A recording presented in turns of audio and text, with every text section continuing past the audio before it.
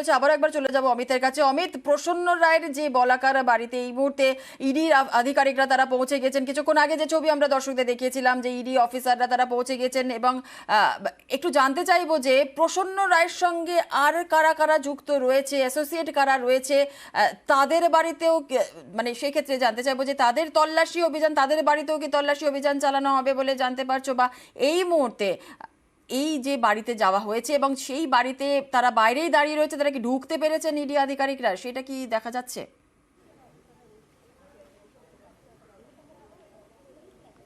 দেখো, আমি camera person রাজীবকে বলবো আরো একবার উপরে ছবিটা তুলে ধরার জন্য। এখনো পর্যন্ত দেখতেই পাচ্ছ যে ইডি আধিকারিক অর্থাৎ নিউ টাউনের এই আবাসনের B6, এই অ্যাপার্টমেন্ট নাম্বার B6 এর যে তিনতলা প্রসন্ন রায়ের বাড়ি, যে প্রসন্ন রায় তাকে 2022 সালে গ্রেপ্তার করা হয়েছিল সিবিআইয়ের তরফে শিক্ষক নিয়োগ দুর্নীতি মামলাতে, অর্থাৎ নিয়োগ দুর্নীতি মামলাতে প্রসন্ন রায়কে গ্রেপ্তার করা হয়েছিল। সেই তারই ফ্ল্যাটে আছে কিন্তু ইডির অভিযান। সেক্ষেত্রে এই ফ্ল্যাটে কিন্তু এখনো পর্যন্ত ইডি আধিকারিকরা ঢুকতে পারেনি। একদম ফ্ল্যাটে ইডি আধিকারিকরা এই মুহূর্তে কথা বলছেন এই আবাসনের যিনি সেক্রেটারি রয়েছেন তার সঙ্গে, অর্থাৎ প্রসন্ন রায় আদৌ কবে এই ফ্ল্যাটে থাকেন কিনা বা থাকলে তিনি আছেন কিনা, কারণ যেহেতু এখনো পর্যন্ত ইডি আধিকারিকরা ভেতরে ঢুকতে পারেননি।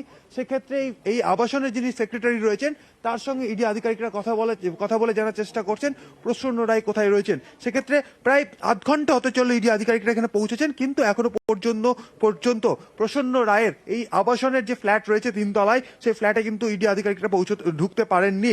স্বাভাবিকভাবে তারা এখন অপেক্ষা করছেন, এবং যে বিষয়টি বারবার উঠে আসছে প্রসন্ন রায় যে মাস দুয়েক আগে জামিনে সুপ্রিম কোর্ট থেকে তার জামিন মঞ্জুর হয়েছে, জামিনে তিনি মুক্ত হলেও এই নিয়োগ দুর্নীতি মামলাতে এসএসসির উপদেষ্টা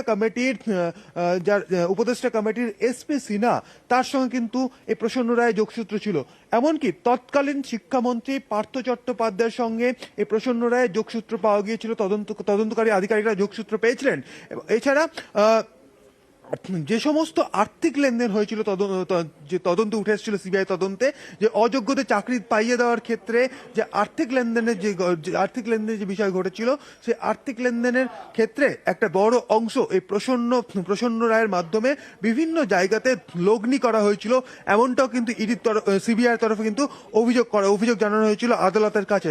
স্বাভাবিকভাবেই এই প্রসন্ন রায়ের মাধ্যমে নিয়োগ দুর্নীতির টাকা সাইফুন হয়েছে, এই তথ্য কিন্তু সামনে আছে। সেক্ষেত্রে যেহেতু ইডি আধিকারিকরা ইডির তরফে আর্থিক লেনদেন অর্থাৎ আর্থিক তছরূপের বিষয়টি তদন্ত করে দেখা হচ্ছে নিয়োগ দুর্নীতির ক্ষেত্রে, এই কারণে সেই সমস্ত টাকা কোথায় কোথায় লগ্নি হয়েছিল, কাদের মাধ্যমে সে টাকার হাত বদল হয়েছিল, এই বিষয়গুলো কিন্তু জানার চেষ্টা করছেন ইডি আধিকারিকরা। কারণ এই শিক্ষক নিয়োগ দুর্নীতি মামলাতে কিন্তু তদন্তের জাল তারা গুটিয়ে আনছে। সেক্ষেত্রে এই মুহূর্তে মানি লন্ডারিং অর্থাৎ কোথায় কোন প্রভাবশালী ব্যক্তির কাছে টাকা পৌঁছেছিল বা কাদের মাধ্যমে আর্থিক লেনদেন হয়েছিল, বা প্রসন্নর সংস্থা বা প্রসন্নর মাধ্যমে তারা আমরা কথা বলার একবার চেষ্টা করব। দেখো জুনেলা, যে যিনি সেক্রেটারি রয়েছেন সেই সেক্রেটারির সঙ্গে আমরা কথা বলার চেষ্টা করব।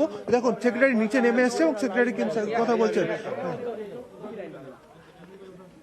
দাদা, প্রসন্ন রায় কি আছেন? প্রসন্নবাবুর ঘর তো তালা বন্ধ, এখানে থাকেন না উনি। আপনার সাথে কি কথা বললো এখান থেকে? আমাকে খোঁজ খবর নিচ্ছিল, আমরা যাই। কবে থেকে নেই দাদা? কম করে 6-7 উনি থাকেন না এখানে? ওনার নামে ফ্ল্যাট না, উনার মায়ের নামে এটা। আচ্ছা, কত নাম্বার ফ্ল্যাটটার? B6-2/3। ওকে, বুঝতে পারছো জুনেলা, তুমি শুনতে পেলে? যিনি আমার সঙ্গে তো 6 বছর কেন, 10 না বছর ওনারা কি ফোনে যোগাযোগ করছেন? চেষ্টা করছে, উনারা সব যতটা পারার চেষ্টা করছে।